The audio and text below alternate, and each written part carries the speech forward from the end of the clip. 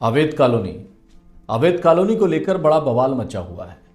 कहीं इसकी रजिस्ट्री पर रोक लगा दी गई है तो कहीं धड़ल्ले से अवैध कॉलोनियों की रजिस्ट्री तो हो रही है, लेकिन नामांतरण पर स्थानीय अधिकारियों ने रोक लगा कर रखी है। मुझे ये समझ में नहीं आता है कि मध्य प्रदेश के मुखिया मोहन यादव जी को ये समझ में क्यों नहीं आ रहा है अभी तक कि अवैध कॉलोनी यदि चिन्हित कर ली गई है तो सारी अवैध कॉलोनियों की रजिस्ट्री पर भी रोक लगा दें।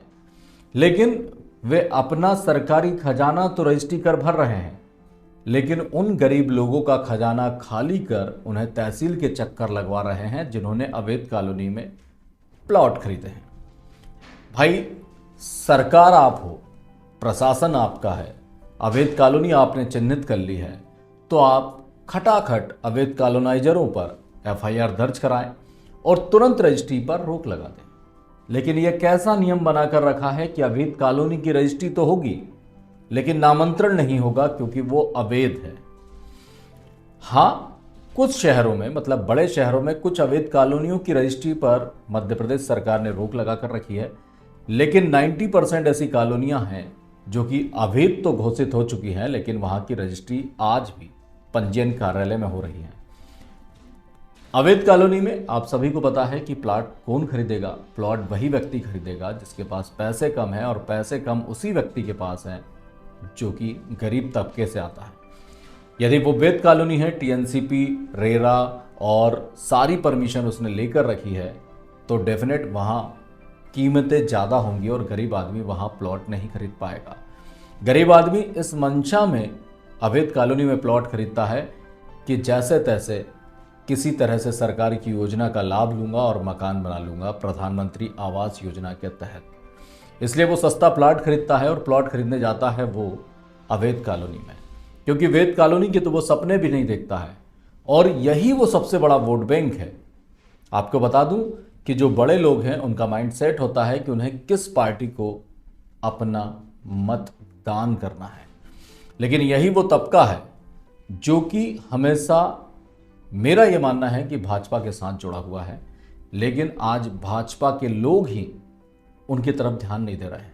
आज सबसे ज़्यादा अवैध कॉलोनी में प्लॉट खरीदने वाले तहसील कार्यालय के चक्कर काट रहे हैं। उन्हें अधिकारी वहां से भगा देते हैं यह कहकर कि आपने अवैध कॉलोनी में प्लॉट खरीदा है। भाई, उन्होंने कौन सा गुनाह किया? उन्होंने पता किया कि रजिस्ट्रार कार्यालय में रजिस्ट्री हो रही है, उन्होंने रजिस्ट्री का जो सरकारी शुल्क है वो जमा किया और रजिस्ट्री करा ली। यदि अवैध कॉलोनी है तो फिर रजिस्ट्री पर रोक लगना चाहिए। मेरा मध्य प्रदेश के मुखिया मोहन यादव जी से यही निवेदन है कि आप तत्काल जो चिन्हित की गई हैं अवैध कॉलोनियां, उनकी रजिस्ट्री पर रोक लगा दीजिए। कुछ लोग डायवर्सन कराकर अपनी जमीन में, जो कि कृषि भूमि होती है, उसमें प्लॉट बेच रहे हैं। भाई, यदि किसी के पास 1 एकड़ जमीन है तो वो किस तरह से परमिशन लेगा, क्या करेगा, उन्हें समझाइए। तो उन्हें समझाने के लिए कोई विभाग बनाइए ताकि उन्हें समझ में आए कि आखिर करना क्या है।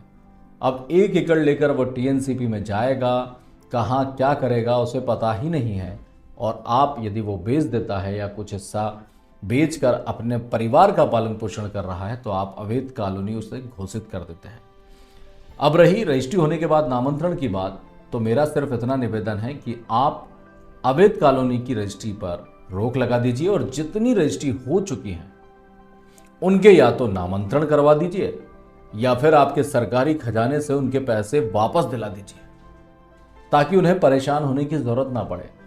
और आपके इसी तुगलकी आदेश के चलते अब अधिकारियों ने एक नया तरीका निकाल लिया है कि अब वो वैध कॉलोनियों में भी कमियां निकालने लगे हैं।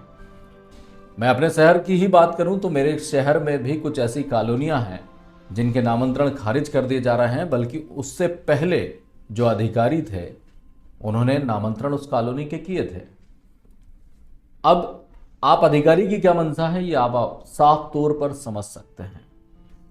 हाँ, एक बात मैं कांग्रेस से भी कहना चाहूंगा कि कांग्रेस ये ना सोचे कि चुनाव आएगा उसके 1 साल पहले हम मेहनत करेंगे और जनता हमें तख्त से सिंहासन पर बिठा देगी। जनता को इंतजार है विपक्ष का, लेकिन विपक्ष नजर नहीं आ रहा है। विपक्ष वो मुद्दे भुना ही नहीं पा रहा है जिनसे जनता काफी परेशान है। अभी सबसे बड़ा मुद्दा अवैध कॉलोनी को लेकर है। बहुत सारे गरीब लोगों ने अवैध कॉलोनियों में प्लॉट खरीदे हैं जिनकी रजिस्ट्री तो हो चुकी है लेकिन नामांतरण नहीं हो पा रहे हैं। आप उनके पास जाइए पूछिए और उनकी आवाज को बुलंद करिए, उनका नामांतरण कराइए, सरकार को झुकाने का प्रयास करिए। लेकिन आप केवल अभी हवा में उड़ रहे हैं, सोते हुए सपने देख रहे हैं कि एक दिन आएगा और कांग्रेस मध्य प्रदेश में राज करेगी। ऐसा मुझे तो होते हुए नहीं दिख रहा है, क्योंकि आपकी मेहनत में बहुत कमी है। आप आम जनता के हित से जुड़े हुए मुद्दे उठा ही नहीं पा रहे हैं। मैं डीपली ज़्यादा ज्ञान नहीं देना चाहता हूं, लेकिन मैं ये चाहता हूं कि आप ये वीडियो को शेयर करिए और मध्य प्रदेश के मुखिया मोहन यादव जी और कांग्रेस के मध्य प्रदेश के मुखिया जीतू पटवारी तक ये भेजने की कोशिश कीजिए कि वो कम से कम जनता के हितों का काम करें और सबसे पहले ये अवैध कॉलोनी को लेकर एक गाइडलाइन तैयार करें, नियमावली तैयार करें और जिन लोगों के रजिस्ट्री हो चुकी है और नामांतरण नहीं हो पा रहे हैं, या तो उनके नामांतरण करा दीजिए या फिर रजिस्ट्री पर रोक लगाने के साथ साथ उन गरीब लोगों के पैसे वापस दिला दीजिए जो उन्होंने रजिस्ट्री में खर्च कर दिए हैं और आपका सरकारी खजाना भर दिया है।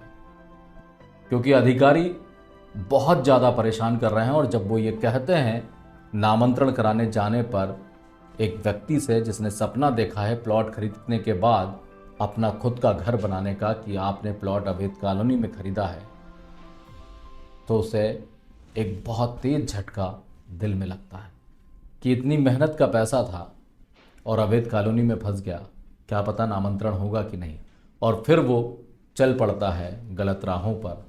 मैं चाहता हूं कि वो गलत राहों पर ना चले, आप उन्हें सही रास्ता दिखाइए और रजिस्ट्री जिन लोगों की हो चुकी है उनके या तो नामांतरण करा दीजिए या फिर उनके पैसे वापस कर दीजिए। मिलते हैं जल्द ही नेक्स्ट वीडियो में, तब तक के लिए जय राम जी की।